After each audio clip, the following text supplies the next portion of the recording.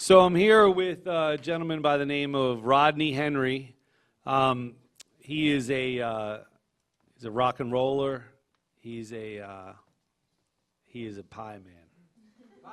He's a pie man, Thank you. right? Yeah, you guys are gonna be real happy in a couple minutes. But yeah, Yeah, we brought some. Hey, can we crank these mics up a little bit too through the PA? But yeah, it's like pie's my life. Rock and roll's my dream. You know it, baby. Awesome. Never heard of that, guys. That's good stuff, man. That's good stuff. That's the only word I ever used on Food Network. It was awesome. Horrible. How long ago was that? That was 5 years ago. That's how my suit's 5 years old, bro. Yeah. It's time to re-up. I remember when you contacted me about getting suit made, and you were real hush hush about the whole deal, and I was like, something's going on. Rodney was on the Food Network. They had a cooking show that you made it up to the finale, right? I was runner-up. He was runner up on the. Yeah. How about that? Robbed. I heard that. And that was a fact. Ask him. I have more votes than any Food Network star alive. Most hated and most loved in one season. Loved it. Really? Yeah. That's a fact, and normally that means success. Yeah. Usually that's a tough balance. Then it turned into 4 years of alcohol and drugs. You want to talk about that? Not really. My kids are watching. How you doing now? I'm doing awesome, man. Everything's cool. I moved back to Baltimore about 3 months ago. I dig it, man. You know, leaving here, I needed a time to get away from that stuff. There's sort of like, once I did the show, and then I was like kind of getting hoarded out to develop other shows that never got picked up, and no one really, I pitched a lot of stuff, and no one really was you know, like savvy to it. So I was just like getting sick and tired of it. It's just like, you know, you just keep walking in there, no one gets it. Like, we can see you being a game show host. I'm like, I'll play music, man, and I bake pies. I'm not going to be a game show host, though I was interested, and I went out and shot a shot. You could be good for that. I was all right, but a lot of people have a hard time understanding me, and I have to slow down sometimes. So right now, I can feel it's like an engine in the back of my neck trying to like get my jaw to move. Well, faster. look, I mean, I've seen you play music so many times, and yeah, you get you cranked up, man. It's full on. Yeah, last time I Dude, saw, yeah. Now it's even better. Like, I don't know what the last 3 months has like been pretty wild. I've been like you know, taking care of myself a little bit better than I had been in the last 52 years, and rocking. Funny how that works, isn't you it? feel like a freaking $1,000,000. And I was rocking last night, and it was like you could feel it. You feel every single thing, because you know what? You're kind of numb when you're busted up, but when you're like, and I mean, trust me, I love that feeling, but now it's like you've got to find other things to get you all like charged up, you know. And it's Absolutely. like rock and roll is the jam. You know, I thought that would. Fountain of youth, man. Yeah, I thought that that would shit would. Sorry. You can do that. All right. I thought that would affect like your creative process. You know, it's like you sit there and you get all stoned or you're drunk or high up, whatever the hell it is, and you write. But I found that it really unleashed a lot of stuff. I'm like writing more stuff than I ever have. It's like whatever. It's really cool. How about that? I mean, I ain't trying to say that I'm I mean, I'm talking smack because it's only been 3 months, and I am like, that's like. Keep I just going, feel good. man. It's like I just Keep feel going. The best is Fuck yet to yeah, come. man. I mean, yeah, totally. It's really badass. What are you doing musically these days? Popes. I've been playing solo, like touring for the last 3 years, playing my solo stuff. The Popes are going to Nashville next month and recording a record.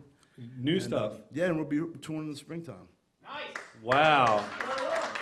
When's the last time you put out new Pope's music? Yeah, last time. It's been a while. I put out a couple records myself, but nothing with the Popes. And you know, coming back. That's one thing when I was leaving. You know, when you go places when you think you're going to go. Like when I moved to Austin, it was like very romantic idea in my head because I always wanted to be in Austin and play music. You know, and I was going to be a guitar player. And I'm a guitar player, so Austin's the place to go. And I realized when I kept coming back and visiting that all my boys and all my people up here are rippers, man. Like, we got killer talent Good here music, in town. great music And my scene. band, that's Baltimore rips. It's just the best. Everywhere you go, in any part of the country, when I always, like, place that you dig, it always has something Baltimore-esque about it, you know?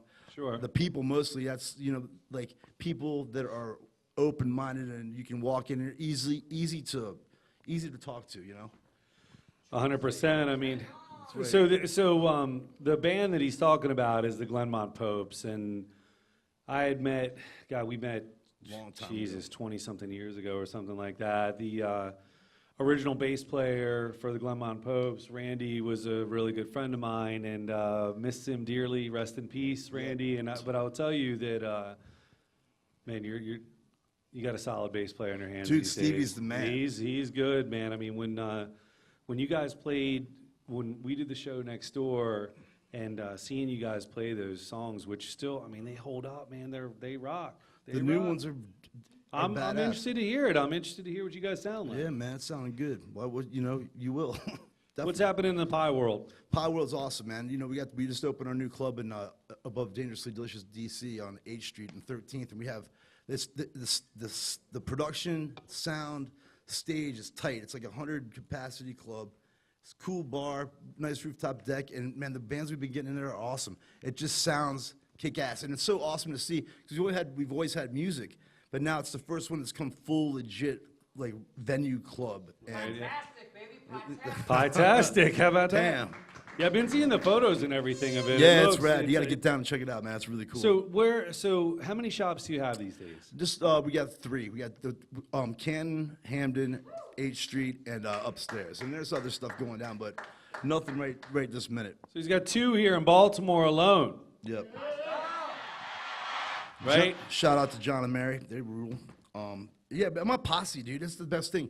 I get to work with the people I dig, and I always have since the first day one. Right. It's like, you know the deal when you're first starting something out, man. It's like a lot of times you'll be working from 4 in the morning until 9, 10. It doesn't matter. It doesn't feel like work, but you're there the whole time. Absolutely. And then your boys that are your friends, they don't have really start out having a job. They're just kind of helping out, and then they never leave, and then they turn into having a job.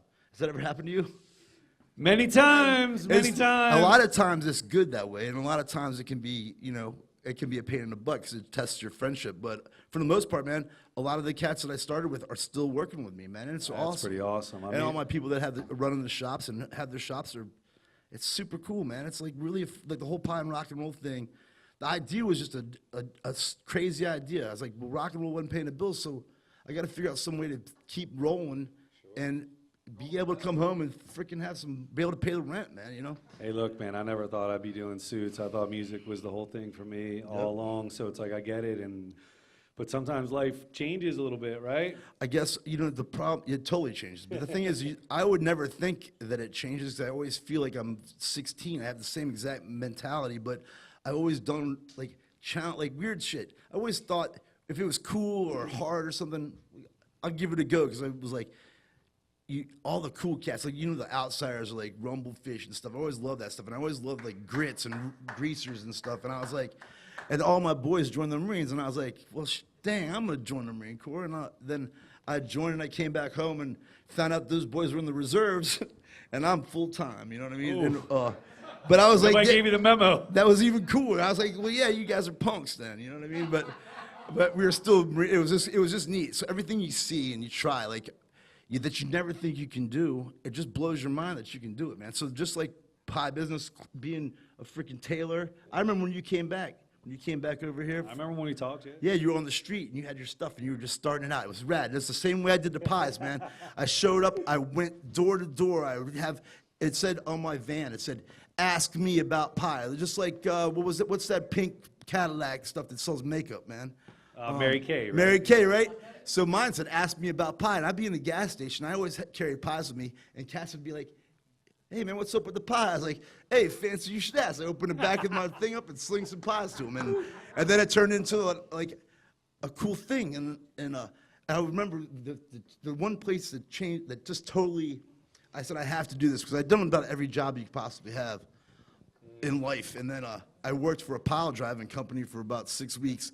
And I was working. That was not a long It sucked. career. It sucked, man. It was the worst. And I'm working with 18-year-olds. I'm 36, right? I'm carrying like telephone poles, right? I'm getting abused by these young kids. They got nicknames for me. They called me tight pants. And I was like, because my pants were so loose. Tight pants. I wasn't wearing pants like this. I had loose pants, but it was just my crack was showing all the time. They're like, come on, tight pants, get up here, you know. Come on, tight pants. And I was just like, every day I was busted up, and I was baking pies, and I would just think, man, if I had a pie shop, this would just never, I wouldn't have to do this anymore.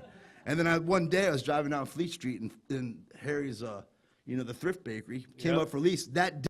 And I was like, fuck it, man. That's my bakery. Look at And we that. started, so.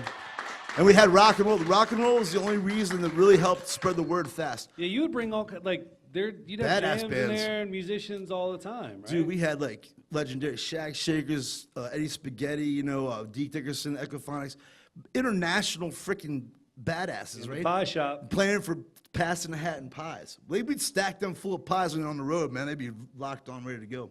But that was great. 'Cause You make a mean pie. well, if motherfucker, I mean, if people will play for that, I mean, if they'll play for that, that's what I'm not paying for. We'll also pay for, but if they'll play for pie, then you got something going. Musicians love food, man, you know? Absolutely, you got to eat, right? You want to look good and you want to eat, baby. That's what it's all about. Right on, man. On that note, let's hear it for Rodney Henry. Yeah.